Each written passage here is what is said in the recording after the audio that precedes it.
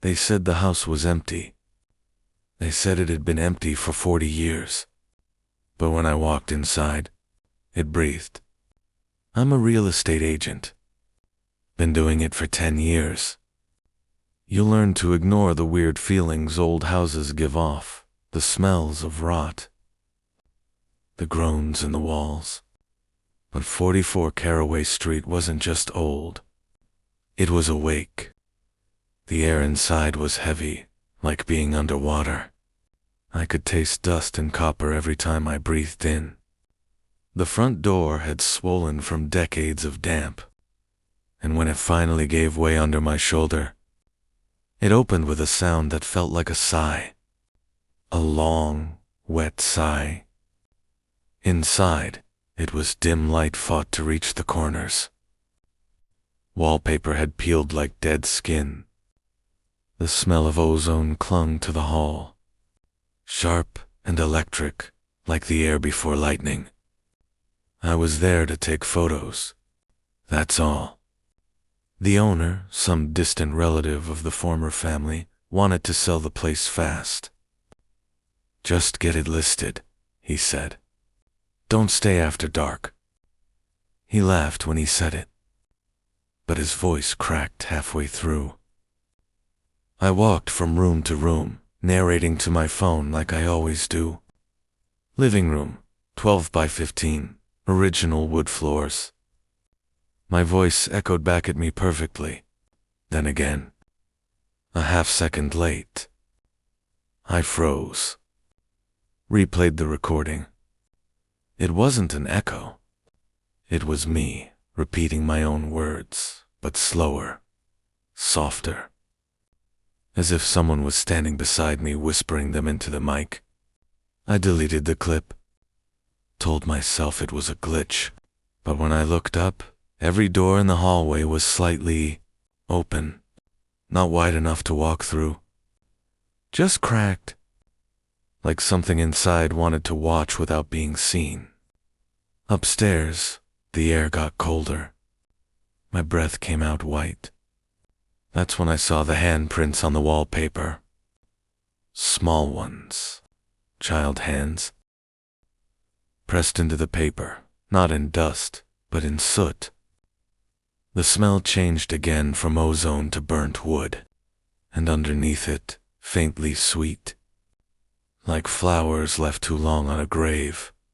I turned, nearly dropping my phone. The sound came from the far end of the hall, the nursery.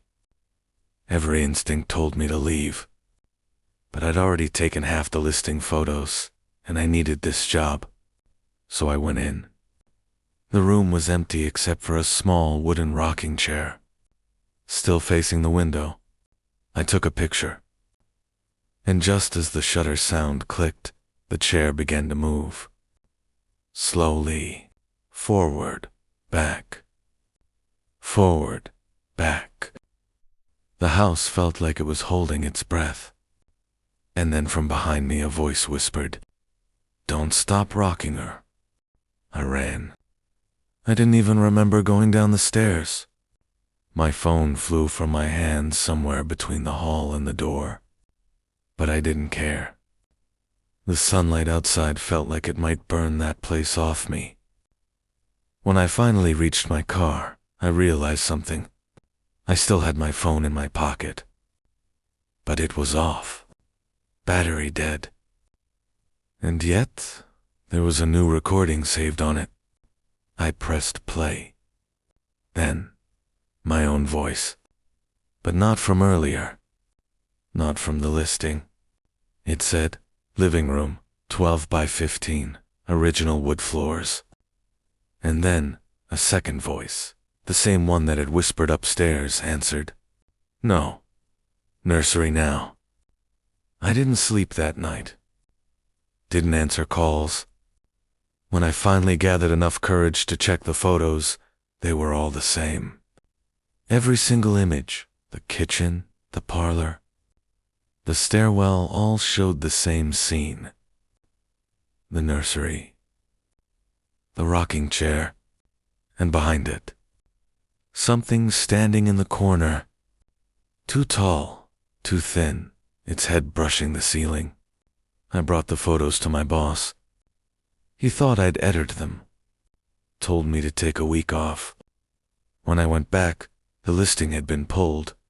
He said the property had burned down overnight. But the fire report never showed up in the paper. And 44 Caraway Street is still there on Google Maps, roof intact. Windows black. 3 nights later, I awoke to the sound of my phone recording itself again. Screen lit up on my nightstand. No one touched it. It just started. Listening. I deleted the app. Turned the phone off. Next morning, I checked my voicemail. There was one new message. No number, just static. And the faint creak of a rocking chair. I moved cities after that. Switched careers. But sometimes when I'm driving alone, scanning radio stations, I catch a whisper between channels. A voice that sounds like mine. Don't stop rocking her. Thanks for watching Grave Hour. If this story gave you chills, be sure to hit that like button. Comment your favorite horror. It might just be the next video.